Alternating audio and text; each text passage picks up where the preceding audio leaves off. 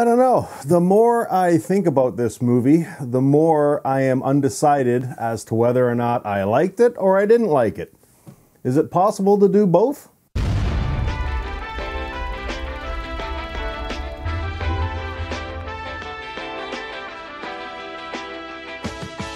Hey guys, welcome to Happywax TV. So tonight we are talking about a movie called The Other Lamb.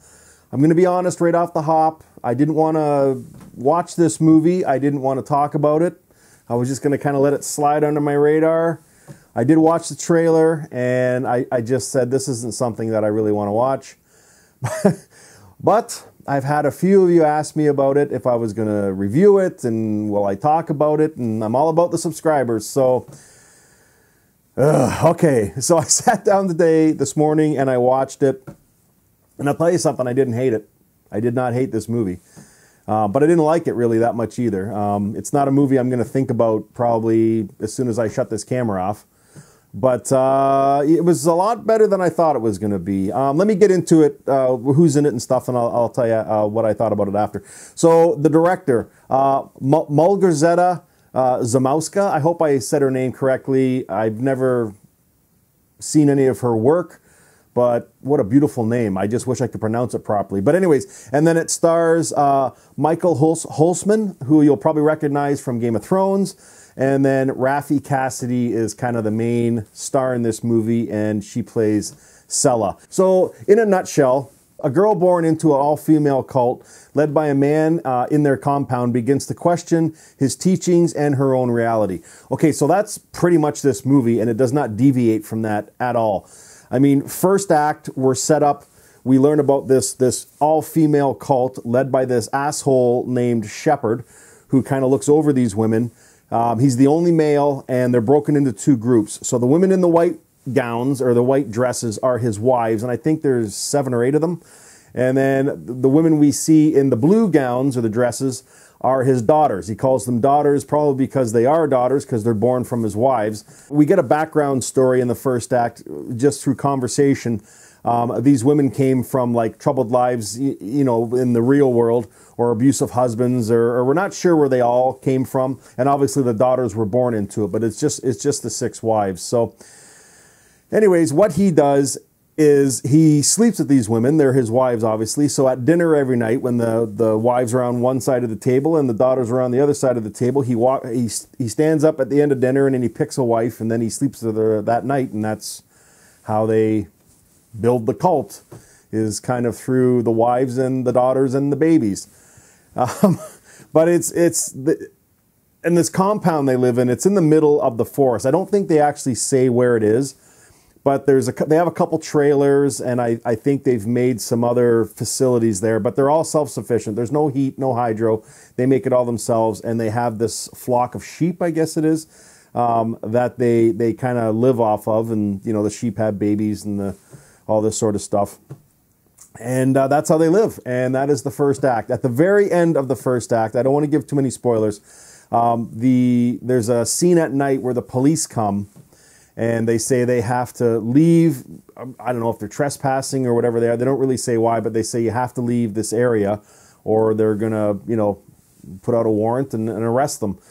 So the next day they have to pack everything up, and then they have to find a new spot to live in this bush. So he says, because he kind of puts this on as a religious cult, okay? And I feel sorry for these women. Because, and this is real, like, this isn't based off of, you know, it doesn't say anywhere based off true events, but I mean, I'm absolutely positive places like this exist. There's cults all over the place, and it's mind-boggling to me. And I shouldn't say like stupid, but it's just mind-boggling how these people get sucked in to these cult leaders, these fucking idiots that brainwash these people into living like this. And it's, I mean, hey, to each their own, but like, I don't know, the way he treats these women and the you know, you get into that in the third act and stuff, but it's sad. It really is sad. But Sela, at the end of the first act, I'm not giving spoilers here, near the end of the first act, before they have to pack up and move, she isn't put in charge of you know, being there when this lamb or sheep or whatever is giving birth. Well, the baby dies at birth, and she witnesses this. And at the same time, she has her period. But the way she reacts, it's almost like from the movie Carrie. It's like no one explained to her what's going on down there. So I think she thinks it's like a religious act from this lamb dying and stuff. But it's something awakens inside of her. And, you know, she was born into this cult, so she knows nothing else. But, you know, she's a teenager hitting puberty, and she's starting to think for herself. And through the second act, as they're traveling from where they used to live to this new spot that they have to find that they're calling Eden, you know, she starts to clue in that, you know, the shepherd guy is not only an asshole, but he's also full of shit. So I don't want to get into the third act, but there is a scene in the second act because there are some of the women that are pregnant, and one of them gives birth while they go on this hike. And I mean, well, again, if I told you what happened, then I would ruin this movie for you, because it's all about the lead up to the very end and then what happens in the third act. So I'll stop there. But the good about this movie is the acting is fantastic.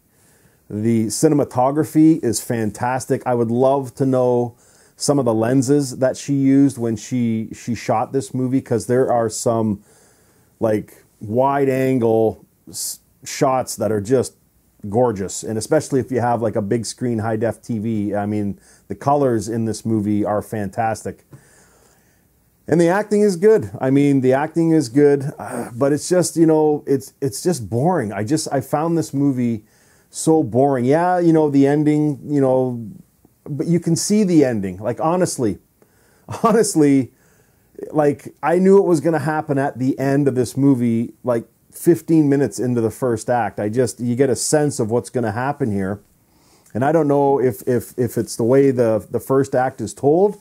They let the cat out of the bag too soon, but I don't know. I just said to myself, this is going to happen at the end. And sure enough, I was 100% correct. It's exactly. Now, I didn't, you know, I wasn't shot for shot how it was going to happen, but I mean, you knew it was going to fucking happen. So I don't know. It was very predictable, and it was very slow. I mean, this movie's just over an hour and a half, but I mean, the story is okay, but it's nothing new.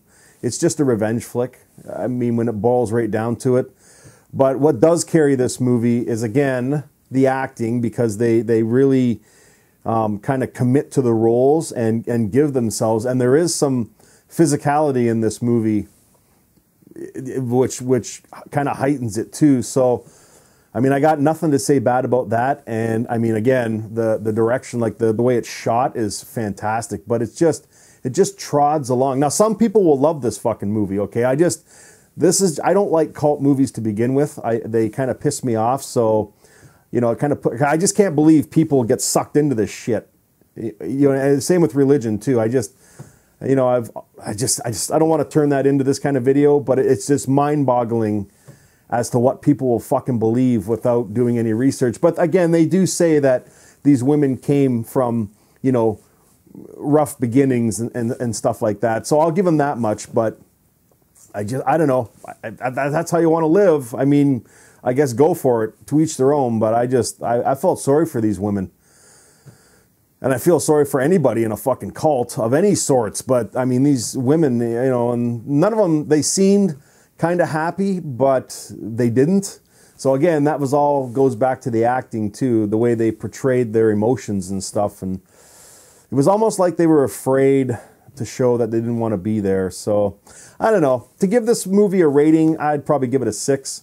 Again, it was a movie I really didn't want to watch going into it, but because of you guys asking me, I got, okay, cool, I will watch it and I'll talk about it. So yeah, so there you go. I'm going to give it a 6. I didn't love it, but I didn't hate it. But I probably won't ever think of this movie again as soon as I shut that camera off. So, but I am recommending it, okay, because there are going to be a lot of people out there that absolutely love this movie, especially if you're into that kind of midsummer style of movie, because that's exactly what this is as far as pacing goes. It's fucking slow, man, but good acting and good cinematography pulled this one through for me. So anyways, if you have seen it, leave me some comments down below. If you haven't, please go rent it. It's out now. I think it's on Vudu, and I'm sure it's on other platforms. So, But go check it out and let me know what you think, and then come back here, guys. And yeah, man, as always, stay scared.